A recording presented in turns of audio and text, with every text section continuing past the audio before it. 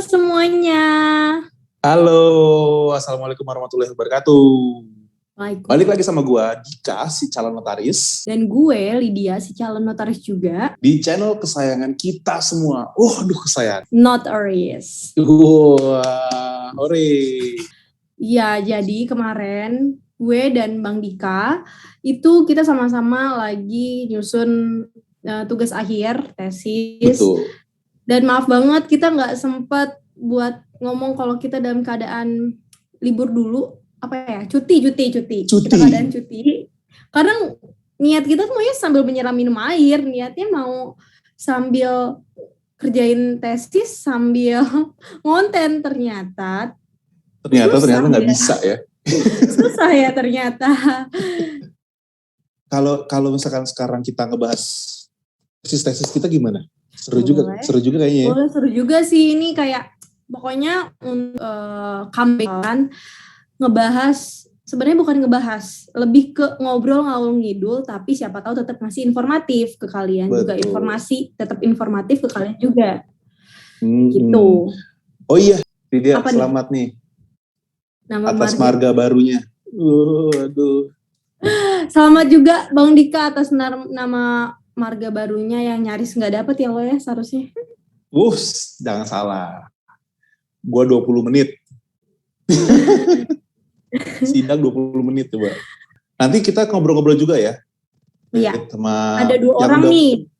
Yang udah punya marga duluan dia. Iya, udah punya marga duluan. Yang satu sama si freshnya, beda 1 semester sama kita. Yang satu agak kuno nih marganya udah sesepuh gitu. Nah, kita sambut aja nih sekarang nih. Andre. Mana nih? Iya, ini dia Bang Andre. Dia yang biasa ngasih konten ke kita plakat, atau dia tuh yang biasa megang notaris kita ya. Halo, what's up guys? Halo Mas Andre. Siapa nih Andre? Siapa aku? Bang Andre ini yang ngisi konten juga, yang kalian mungkin pernah nonton plakat namanya. Ini Bang Andre namanya. Dan dia itu di balik layarnya notaris kita juga loh. Jadi yang kontrol materi-materi tentang notaris kita itu Bang Andre salah satunya. Iya, tetap founder. Dia founder dari notaris kita. Hai. Pertama-tama gue mau ngucapin dulu selamat buat kepada juniorku. Sombong. Padahal beda 1 semester. agak duluan start. Ya. Curang. Agak duluan start buat marga barunya. Makasih ya, ini buat ini ucapannya loh. Ini sangat amat memberikan support untuk kita yang perjalanan. Ini kita mau bahas apa aja sih di sini, kasih tau Bang Andre dong. Enggak, gue mau nanya dulu sebelumnya. Kesibukan. Ini selama pandemi ini kesibukan lu tuh ngapain aja? Ya sama aja sih sebenarnya. Kan gue dari S1 juga kan udah sambil kerja kan. Terus sekarang jadi kayak nggak ada bedanya gitu lulus. Nggak lulus kayak pekerja keras. Kebetulan gue di bidang perizinan, menyentuh administrasi hukum ke penotariatan, ke advokasi, gitu-gitu. Bang Andre dulu nih, gue mau nanya dulu. Tadi kan lu bilang katanya lu kerja aja ya. Nah, waktu kemarin tuh kan ada plakat tuh kan gara-gara lu gabut di kantor. Iya. Terus lu bikin lah tuh konten plakat itu. Nah, kalau sekarang nggak ada lagi nih. Kenapa tuh? Mana itu plakat tuh? Sebenarnya itu kan munculnya plakat tuh gara-gara gue resah sih. Jadi ada klien datang terus tanya, terus kayak wah unik nih pertanyaannya gitu. Jadi ya udah gue share aja ke temen-temen gitu kan. Terus kenapa nggak ada lagi? Karena gue sedang galau. Soalnya ya Allah udah cakep gini, pinter, cakep, tepat waktu, kumlot, masih galau say. Aduh jadi boleh nih, boleh. Jadi kayak gue kayak gue melakukan inkubasi terhadap diri gue sendiri, sedang. Okay. Inkubasi, keren. Sambil menyelam minum air ya ini ya, sambil konten sambil menjual diri juga gitu ya. Oh iya, terima kasih Bu Lydia atas promosi. Oke. Tadi udah ada denger suara-suara tapi nggak muncul orangnya. Iya, ada orangnya. gaung-gaung tuh tadi. Ada siapa sih? Iya, kasihan kita munculin deh, itu siapa nih? Munculin ya. Munculin ya. Nah, ini dan dia. kagetnya iya.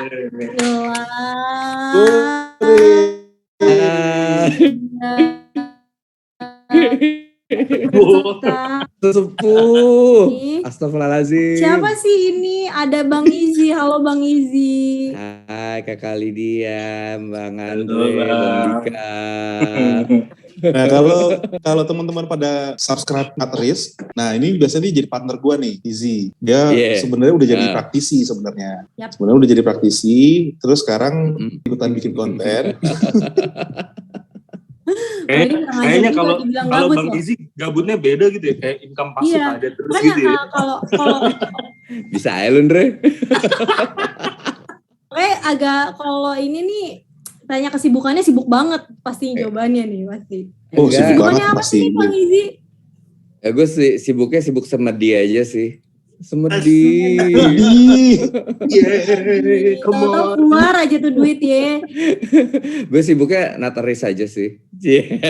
Keren. Jangan kayak gitu dong, masalahnya kita belum ngisi konten-konten. Kita baru buat konten ya sekarang. Iya, pandemi. Iya. Ya kesibukan gue palingan kalau Sorry, gue potong dulu. Ini gue kita ini mau mulai buat beginian nih ala-ala pandemi gini karena baru nyoba-nyoba. Ya.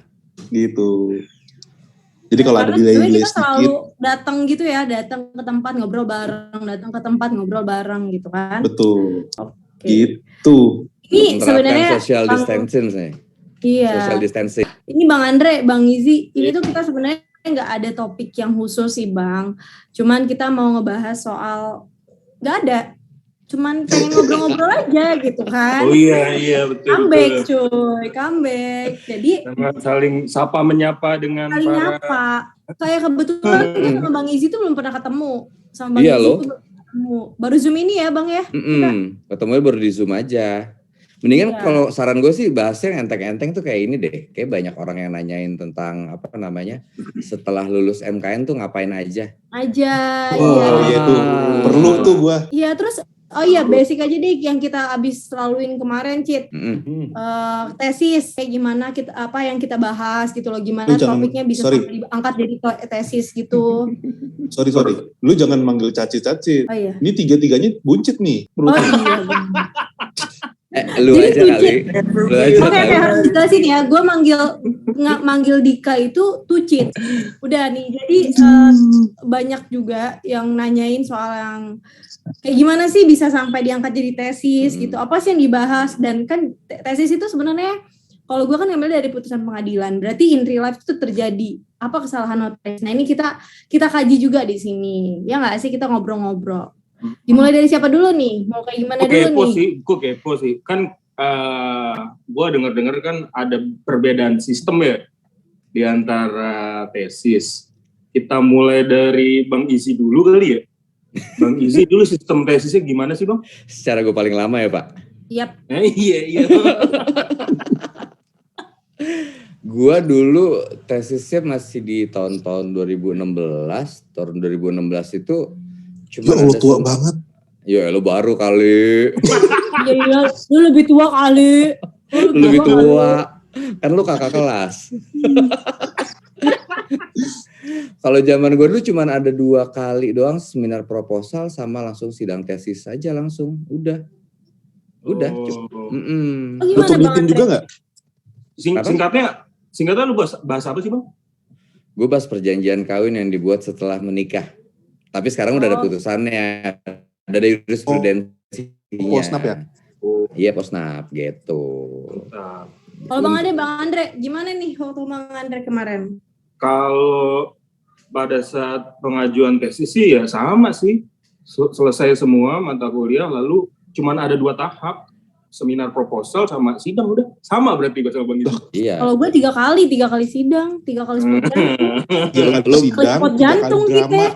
Dika malah dia apes berarti. Asli deh kayak 3 kali, jujur kayak Bang Andre tuh ngomong ke gue, santailah Semhas kayak gini lo mau bisa. Deg-degannya sama aja. Mau Sempro tuh cuma 10 menit lah ibaratnya, sidangnya cuma singkat kan kalau Sempro. Semhas sidang proposal deg-degannya sama aja semuanya. Sumpah. Kalau gue ya, atau kalau si ahli ini kayak gimana? 3 kali sidang, 3 kali drama ya? Iya, 3 kali drama. 3 kali pembantaian tuh biasanya. Tapi ya itu sih yang bikin jadi kebal aja gitu udah sama drama-drama pertesisan ini. Ya udahlah laluin aja. Kenapa? Zamannya Bang Izzy ada ini nggak sih turnitin juga? Turnit apa sih? Plagiasi. Wah, tidak ada sepertinya. Kayaknya nggak ada deh. Nggak ada ya? Bro. Asli.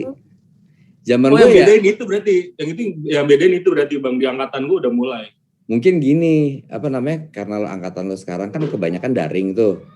Iya. Ya kan, daring kan, makanya di tesisnya dikencengin banget. Kalau gue kan dulu kan masih yang kelasnya kelas reguler biasa kan, yang kita tatap muka gitu.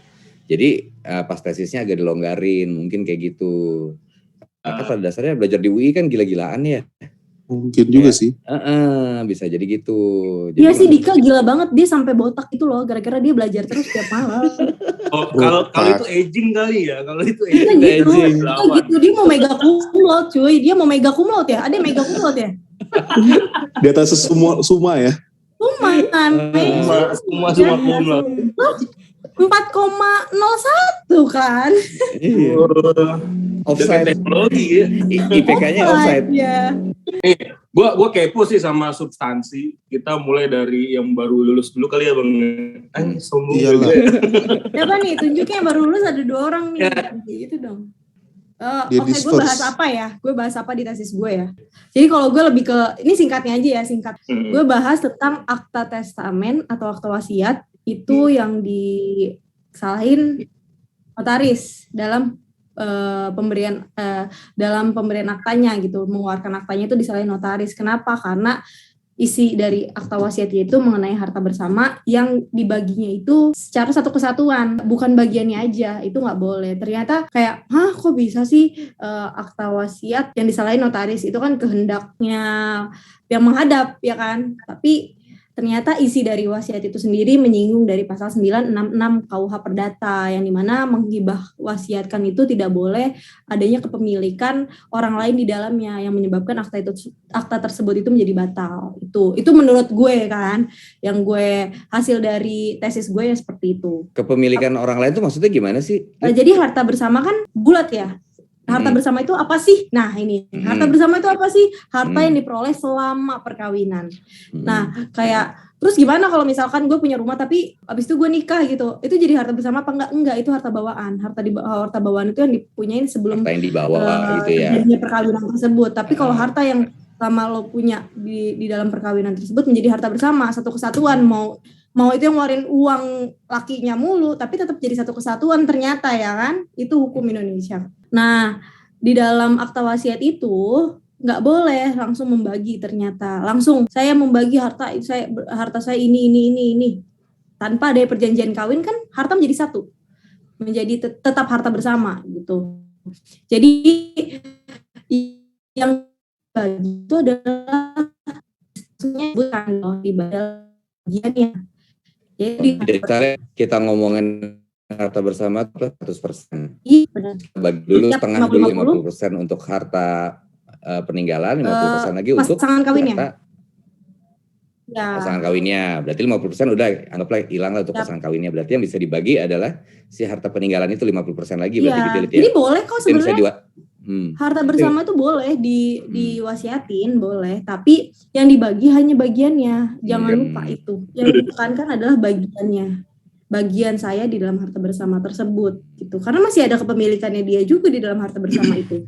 Gitu. Jadi yang nanti akan terrealisasikan pada akta tersebut ketika pewaris meninggal dunia, itu yang dibagi adalah harta yang meninggalnya doang gitu loh, nggak termasuk harta yang pasangan yang masih hidup terlamanya Itu. Pokoknya inti jangan mengganggu legitimasi porsi dari si siapa namanya, dari ahli waris gitu ya, atau calon ahli waris di sini ya. Yap, ya itu juga. Gitu ya. Yap. Gue mau nanya dong. Apa sih? Apa lu nggak usah kayak dosen Puji. Aduh. Nah Dika nih, Dika banyak nanya soal tesis gue. Tesis lo mau bahas apa? Ayo Bang Dika, gas. Gua tentang apa ya? Dia lupa. Tentang SKW. Surat SKW itu keterangan apaan waris. sih? Oh, surat keterangan waris. Siap. Kebetulan jadi- gue jokinya, Bang. Iya, gue kan bikin sama Lydia. Gue bikin sama Lydia bayar 200.000 ya. Gue S3 aja bikin sama Lydia gimana? Disertasi. Gue ngebahas apa lanjut Dik. Gue soal SKW.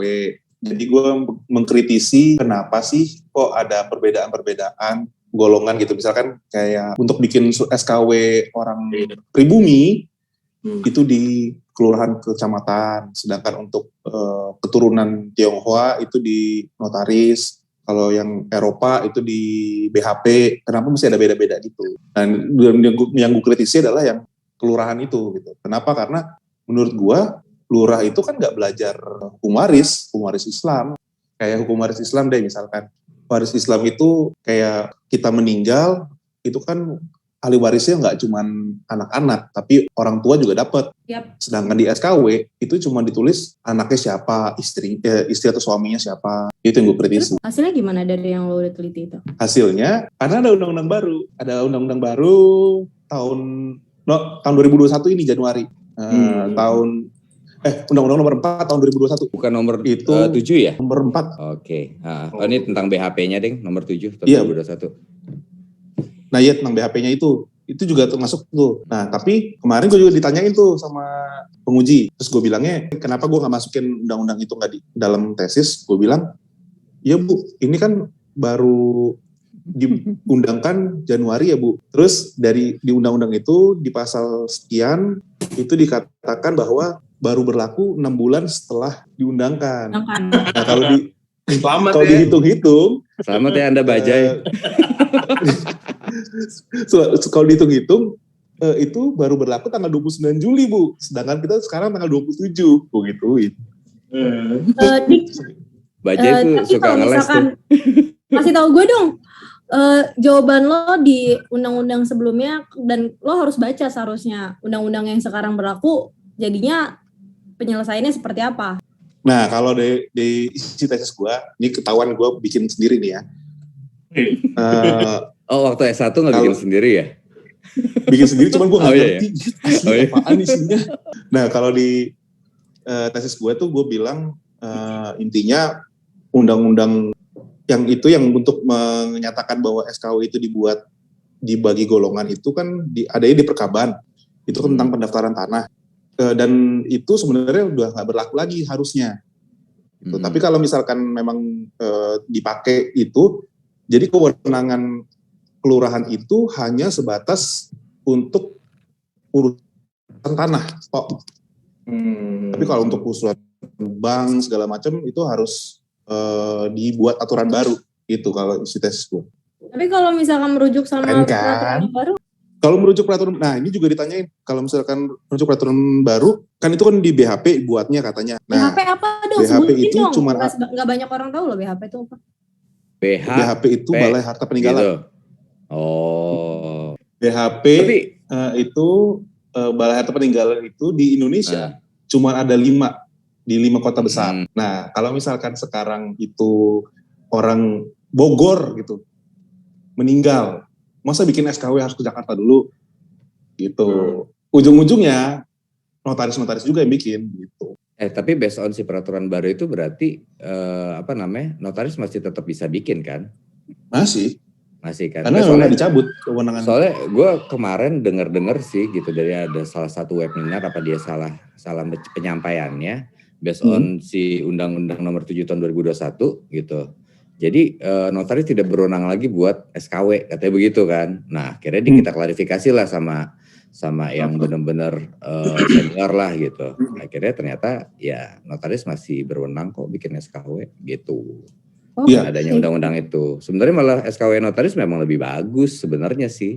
Karena kita ada pengecekan wasiat kan di situ kan. Iya, betul.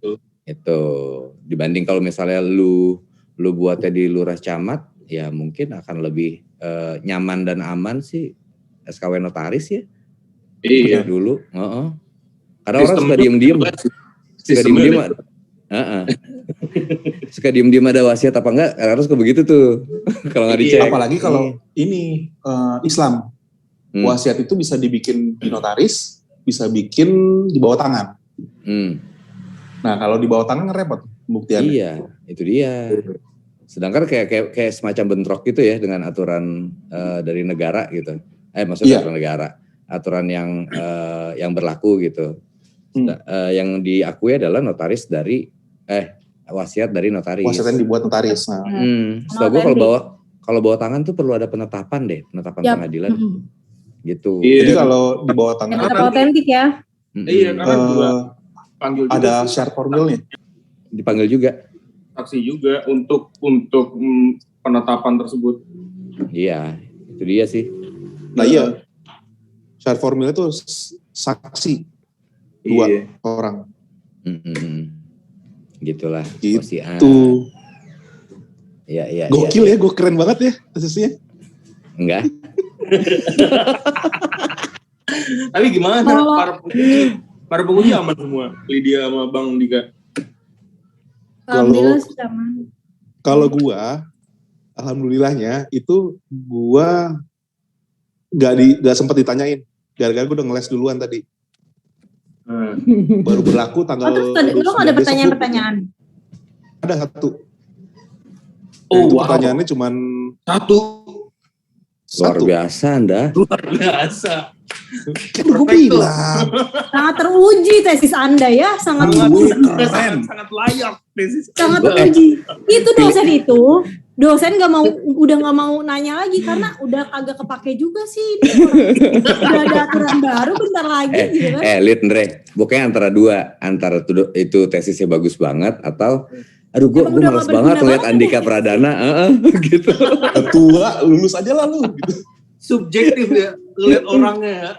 Iya, udah di ujung DO nih gitu kan. Udahlah. Ada faktor kasihan gitu kan. Udah umur. Tapi kalau menurut gue ya kalian yang bisa lulus dari MKN UI mau namanya daring kah belajarnya atau ujiannya secara daring atau gimana, itu keren loh. Karena pada dasarnya lulus dari MKN UI itu susah banget katanya ya. Tangan buat kita dong. Jadi selamat ya buat yang baru lulus. Yeay. Andre, background lo pas banget lagi. Oh iya. Banget sama UI.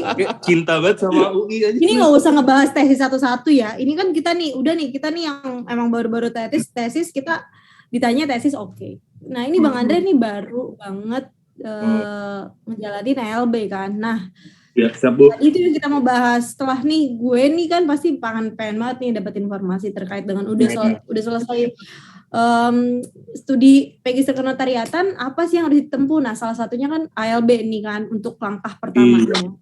Betul. Nah, ujian kemarin tuh ngebahasnya kayak gimana aja sih? Coba dong cerita-cerita. Jadi sebenarnya gua itu bersama beberapa teman di angkatan itu ngejar cepetnya untuk menjadi ALB gitu kan, sehingga kita sebenarnya tidak ada prepare gitu kan, karena pendaftaran dan ke hari ujian itu cuma beberapa hari doang. Jadi jujur aja kalau ditanya belajar nggak, tidak belajar. Jadi substansi ujiannya itu ya sebenarnya ada dua ujian. Yang pertama tertulis dan wawancara. Dan tertulis itu di kemarin di Pengda tersebut itu ada 2 jenis. Yang pertama pilihan ganda 20 soal, terus esai 10 soal. Dan membahas hanya seputar anggaran dasar dan anggaran rumah tangga perkumpulan organisasi. Ujian nggak, Andre? Ujian nggak? Ujian nggak. Cuman ART perkumpulan ini doang. Oke. Seputar itu aja. Tapi yang mesti ada nyanyi-nyanyi juga ya Bang ya? Ada, itu justru wajibnya di situ sebenarnya. Ini perkumpulan kayak gue ya bisa ya kayak cepet lah kita kalau ngafalin sesuatu dan lain-lain gitu ya. Tapi lu coba hafalin lagunya. Gak masuk-masuk. Pak Andre kan musisi, jadi aman lah. Aman lah. Agak masuk Bang. Soalnya dia kagak masuk, dia pakai irama sekian persekian mungkin kan. Jadi masuk nih. Bukan 4/4. Apa ini kunci apa gitu kan. Nggak ada singkup gitu kan. Nah, kalau gue kan suaranya paling bagus tuh. Suara gue kan paling bagus. Kalau gue ya mungkin ya paling bagus. Paling bagus tuh ya. Kutip nih. Iya paling bagus. Lo udah denger lah gue nyanyi ya Cit ya. Tiba-tiba gue pernah disuruh nyanyi sama tuh Cit. Maaf Dika. Boleh gue di-shaming ya di sini ya. Gue disuruh nyanyi tiba-tiba kayak padahal ada teman gue yang bisa nyanyi, kenapa pokoknya dia tuh selalu gaconin di gue aja. Kenapa? Karena gue tidak berbayar gitu kan dia. Nah itu tahu. Udah lu aja. Ya, Gitu, aja jadi kalau materinya itu udah ada di modulnya ya Bang ya katanya. Udah ada. Cuma tetap aja ya kalau kita nggak main logika, apalagi di jawaban-jawaban pilihan ganda itu ya kejebak juga sih. Jadi tapi ada yang nggak lulus Bang ya? Banyak nggak untuk yang nggak lulus dia? Kalau untuk pra ALB ya itu sih jarang. Ada kecuali emang dia itu nggak langsung ALB ya Bang? Iya, kalau kecuali emang dia benar ngaco ya. ALB tahapannya itu apa aja sih? Jadi setelah kita lulus MKN, ini di zaman gua mungkin beda sama Bang Isi ya nanti ya. Kalau di sekarang nih ada beberapa unsur sebenarnya. Yang pertama kita harus menjadi ALB dengan syarat kita ujian. ALB kepanjangannya apa sih Bang? Anggota luar biasa. Anggota luar biasa. Untuk jadi anggota dari perkumpulannya itu namanya Ikatan Notaris Indonesia. Oke. Terus. Bang Izi ini lagi ngetes gue nih. Enggak, bukan. Ini bahasanya dosen banget cuy. Ini tes wawancara nih sebenarnya. Jadi bunyi pasal 38 UJN apa Bang? Jadi pasal 16 UJN apa ya? Bukan 38. 16 itu kewenangan. 15 kewenangan. Kewenangan, kewajiban, larangan. Aduh salah ya. 15 kewenangan, 16 oh iya. Pokoknya 38 kayaknya honorarium nih. 38 bentuk akta. Serius? Honor aja lu pikirin. 36. Honor aja. Udah kelihatan banget babynya nih ya. Nanti pas lu ikut UKED kalau nggak salah ya, lu tuh harus ngapalin di UIA tergampangnya itu pasal 1, 15, 16, 17, pasal 66 sama pasal 38 kalau nggak salah sih itu ya. Iya. Substansinya itu ya Bang ya, katanya dagingnya itu ya. Dagingnya itu, inti dari si undang-undang itu ntar bakal keluar itu. Gitu. Karena notaris banyak yang kena di situ. Iya, benar. Kita tahu kan siapa yang merancang soalnya kan? Bukan gue. Ya, bukan. Terus abis ALB ngapain lagi, Andre?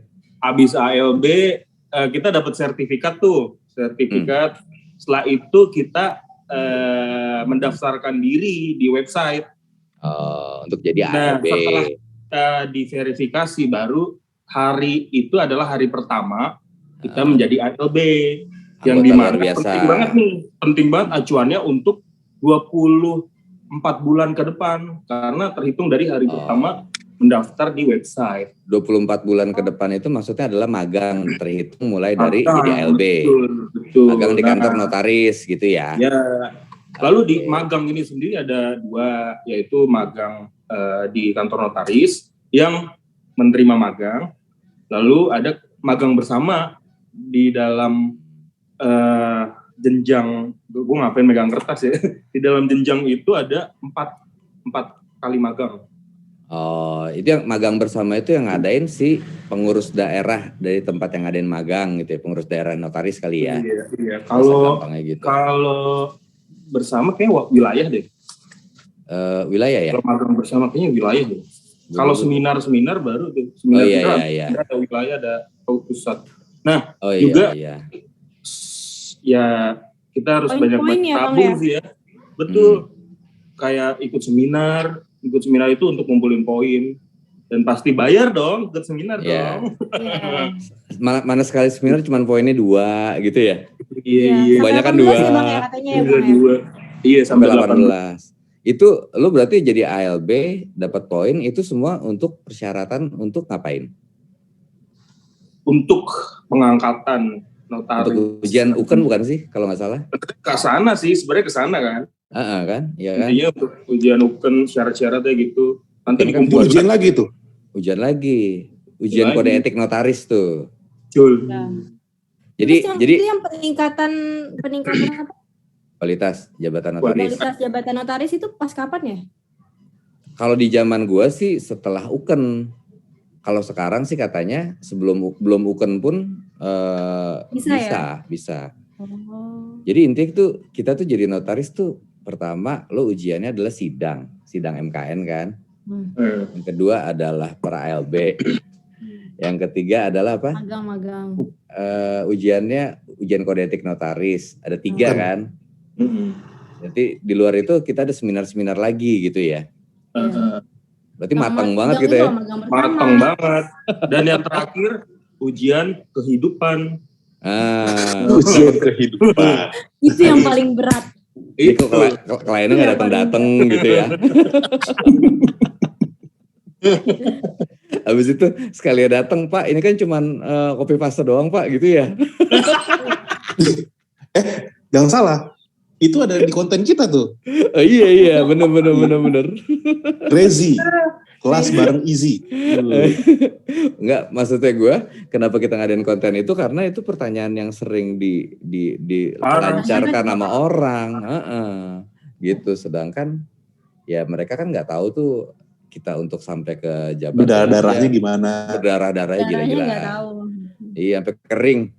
Ya kan? Iya, parah. Dan juga sebenarnya gue bingung sih ya sama orang yang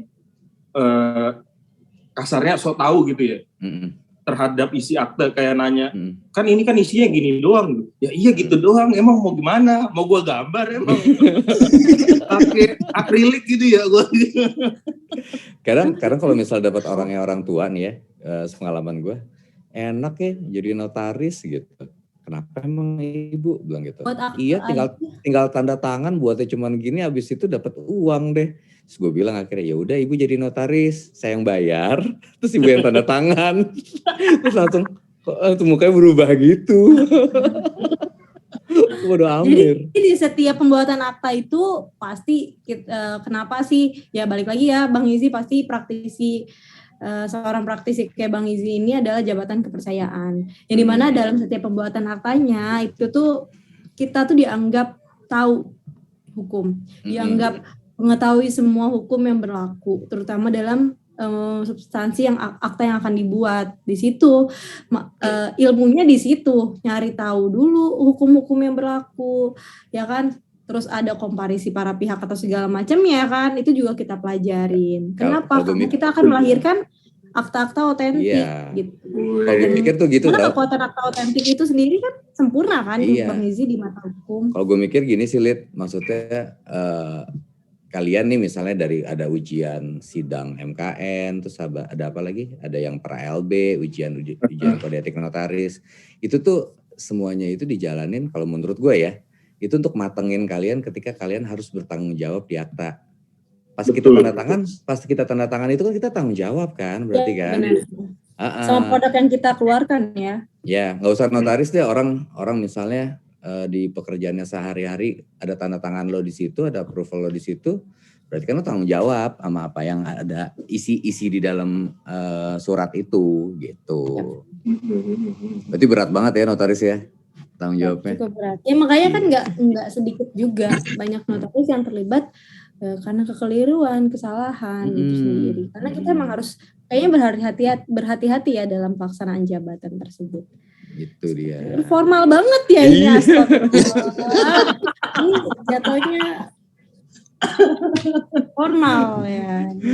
Jadi sepanjang itu perjalanan untuk menjadi seorang notaris, gue dan Bang Dika yang baru lulus itu belum melangkah apapun, ini masih awalan yang baru, belum ALB pun belum gitu loh. Itu start awalnya aja tuh ALB kita. Nah itu sampai ke ujian kehidupan nantinya.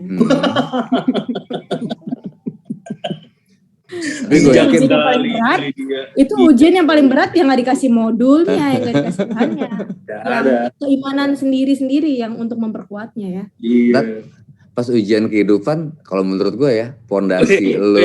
Oh ini, masih menjalani ujian kehidupan sampai detik ini ya? Masih Mbak. Itu nggak pernah lulus, maksudnya nggak pernah berhenti ya? Aduh, baru ada satu selesai, abis itu ada ujian lagi yang lain, kayak gitu. Makanya, sebenarnya sih kalau menurut gue ya, ketika lo udah mengalami ujian kehidupan tanda kutip gitu, dalam hal lo menjalankan kerjaan lo gitu. Itu pondasi-pondasi yang lo dapat pada saat di kuliah di UI gitu ya, di MKN. Itu jadi kayak manual book lo, tau gak sih? Iya. Keren deh. Jadi kayak misalnya lo mau ngelenceng dikit, jadi aduh ntar kenanya begini. Kalau nggak nanti misalnya di praktek kan kadang-kadang kan suka beda ya sama teori ya. Iya. Nah, kita improvisasinya based on pondasi kita. Kalau menurut gue sih gitu. Iya, ya itulah makanya salah satu syarat untuk menjadi seorang notaris kan sudah menempuh yaitu magister kenotariatan. Karena mau dimanapun kita kuliah untuk menjalankan magister kenotariatan, disitulah fondasi awal dibentuk ya. Luar biasa. Kita tahu kewajiban kewenangan dulu tuh yang basic ya. Bijak banget ya Lydia ya. Bijak banget. Gokil. Luar biasa. Sebenarnya lebih ke narik kesimpulan apa yang udah Bang Izzy omongin gitu. Pantes cum laude. Jadi gue diem deh. Bukan malah. Gue diem deh. Gue di sini malu deh. Lo kok mukanya merah sih, Lid? Semerah kotaknya deh. Semerah ini ya kotaknya ya. Nextnya kita mau bikin konten apa? Oh iya, untuk banyak kedepannya sih ya, banyak hal ya. Banyak hal. Ini kan Zoom kayak ini kita adaptasi sama ya pandemi ini. Salah satunya lagi PPKM kayak gini kita nggak bisa tatap muka, nggak bisa silaturahmi bareng ketemu kayak sama Bang Andre, Bang Izzy. Mungkin lain kesempatan kita bakalan bisa ketemu. Nah mungkin di konten-konten selanjutnya juga kita bakalan ngebahas hukum keluarga kali ya, karena ini kita udah sedikit-sedikit nyeret hukum keluarga tadi, ngebahas terkait dengan tesisnya gue dan Bang Dika. Untuk konten selanjutnya tungguin aja, karena siapa tahu tidak dalam keadaan seperti ini kita bisa lebih asik lagi ngobrolnya, bersama ya ngobrolnya bareng sama siapa aja juga nanti lihat. Makanya jangan lupa subscribe, like, comment. Komennya ini dong kayak apa? Mention gitu ke salah satu, ke gua, jangan ke Lydia mulu ya. Lydia mulu. Yang ada Lydia sih. Terus kalau yang bawain Lydia gitu. Lid, lo saya di setiap konten. Di setiap konten. Tapi berarti intinya berarti kita tuh ngebahas tentang sebenarnya bukan teori kali ya, kita ngebahas tentang permasalahan yang sering ada aja, yang sering ditanyain sama orang gitu. Kalau pada nanya juga nggak masalah sih Bang. Kita bahas gitu, kita tarik gitu. Karena kayak tadi deh basic-basic terkait tesis kan itu sebenarnya di kehidupan nyata ya, permasalahan itu. Benar. Ya, dan nanti untuk siapa tahu untuk konten selanjutnya kita bisa tatap muka. Untuk konten selanjutnya kita juga pengennya tatap muka, nggak tatap muka sih, maksudnya langsung gitu loh, nggak via Zoom seperti ini, tapi tetap prokes dan insya Allah udah pada vaksin semua ya. Ya, tuh vaksin tuh perlu tuh. Vaksin ya. Mudah-mudahan juga pandemi ini segera berakhir. Amin. Iya, betul, amin. Dompet kita terselamatkan ya Tuhan. Kita tutup aja kali ya Dik ya. Iya, jangan lupa klik like sama subscribe. Share juga ke teman-teman kalian, jangan lupa komen juga, jangan lupa. Jangan lupa follow Instagram notaris kita. Nah, penting tuh. Ya benar, banyak banget informasi yang kalian bisa dapat, kalian baca sendiri di notaris kita. Insya Allah informatif dan sangat amat bermanfaat buat kalian. Dan valid ya. Yap. Iya.